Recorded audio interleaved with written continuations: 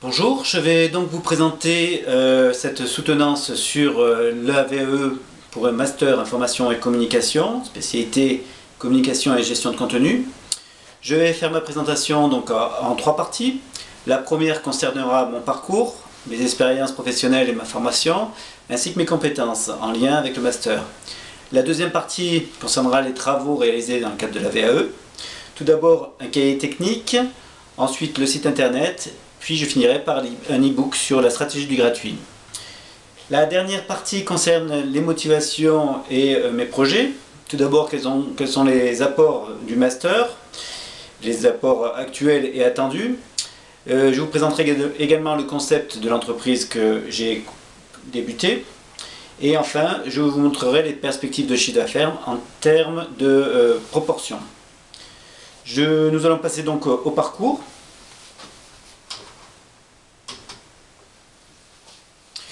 Cette première diapositive vous présente donc une chronologie sur laquelle apparaît aussi bien mes formations sur le bas et mes expériences.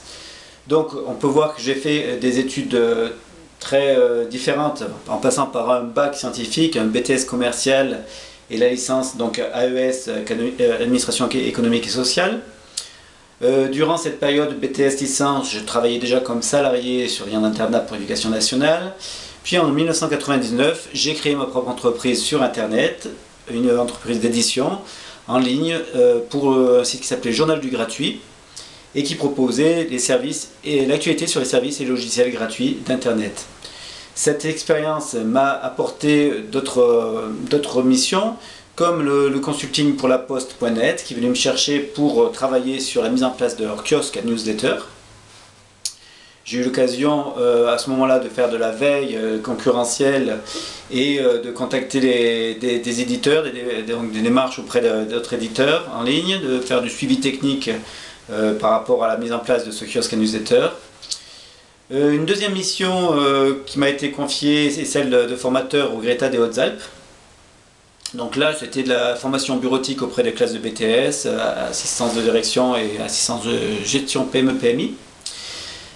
Ensuite, j'ai dû en 2007 laisser cette entreprise à mon ex-femme pour des raisons familiales et j'ai été recruté comme salarié webmestre à la Maison de l'Emploi des Hautes-Alpes et également j'étais chargé de mission puisque on était 3 salariés et il y avait pas mal de production en termes de communication sur des e-books sur la création d'activités ou guides de mobilité, mais également des tableaux de bord de statistiques de l'emploi, ce genre de production.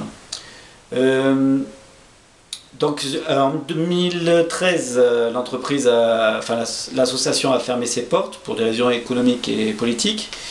Et juste avant, je me suis relancé en freelance comme formateur, en tout cas dans un premier temps, auprès de l'UTL, l'Université du Temps Libre, hein, où j'enseigne plutôt des nouvelles technologies, sur les nouvelles technologies, avec des services, j'essaye de mettre l'accent sur les services gratuits d'Internet.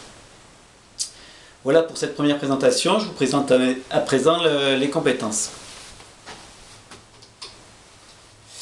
Donc j'ai voulu rassembler ici les principales compétences que je pensais être en lien en tout cas avec le master, information et communication. J'ai noté un système d'auto-évaluation, j'ai fait un système d'auto-évaluation en rajoutant des étoiles. Donc là où j'ai mis 3 étoiles, c'est là où je me sens le plus à l'aise, où je pense que c'est un peu mon cœur de métier. Je pense à l'informatique, la communication digitale, la gestion de projet et puis bien sûr l'auto-formation dans le sens où je n'ai jamais eu de cours d'informatique et pourtant c'est bien dans le domaine dans lequel je travaille aujourd'hui. Maîtrise des CMS et communication globale, 2 étoiles, parce qu'en fait la maîtrise des CMS me semble quelque chose d'assez vaste. Je maîtrise le CMS Joomla et également WordPress, mais de là à dire que je maîtrise tous les CMS, ça me paraît un peu exagéré. La communication globale, je rattache ça à la communication offline avec nécessairement un budget alloué à ce domaine. Donc c'est quelque chose que je n'avais pas dans ma première entreprise. À la Maison de l'Emploi, lorsque j'étais salarié, en effet, on avait une partie communication, mais c'était assez ponctuel. On a fait de la communication presse, de la communication aussi sous forme de clips vidéo qu'on mettait sur internet, et puis également d'affichage et même radio. Une seule étoile pour l'audiovisuel et les langues, parce qu'en effet l'audiovisuel, donc j'ai peu fait de missions par rapport à ce domaine, même si aujourd'hui j'ai mis encore sur mon site internet professionnel donc une vidéo présentant un peu mon activité.